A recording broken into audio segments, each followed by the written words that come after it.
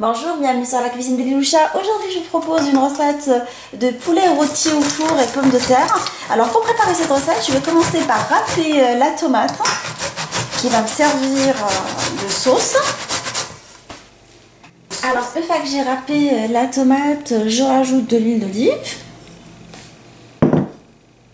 Je mets également de l'échalote coupée finement dans ma sauce.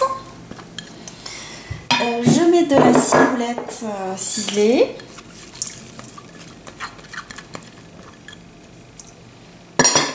De l'ail et du persil.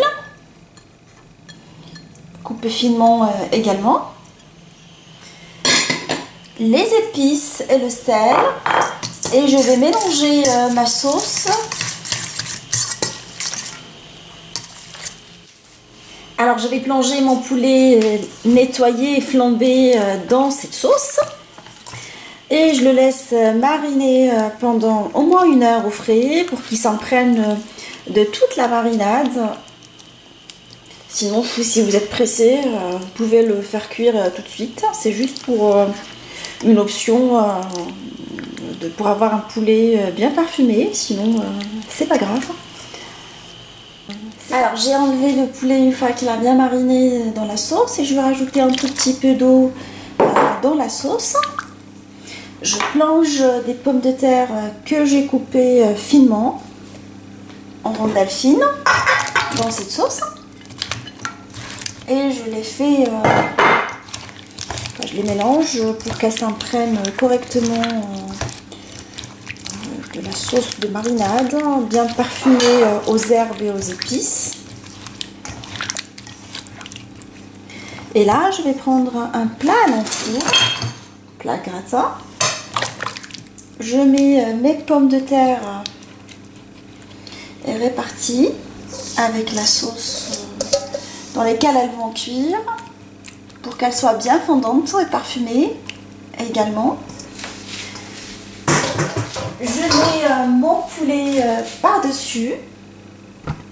Je vais vous redresser la caméra pour mieux voir.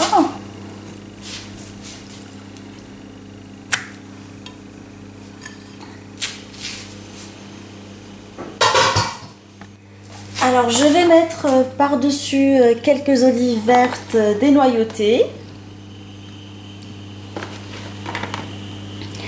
Et je vais couvrir mon plat avec du papier cuisson. Alors je mets du papier aluminium par-dessus. Le papier cuisson.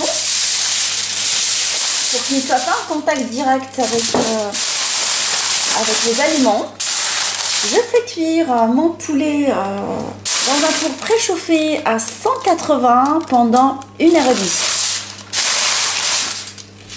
Mon poulet rôti au four ainsi que ses pommes de terre est maintenant prêt.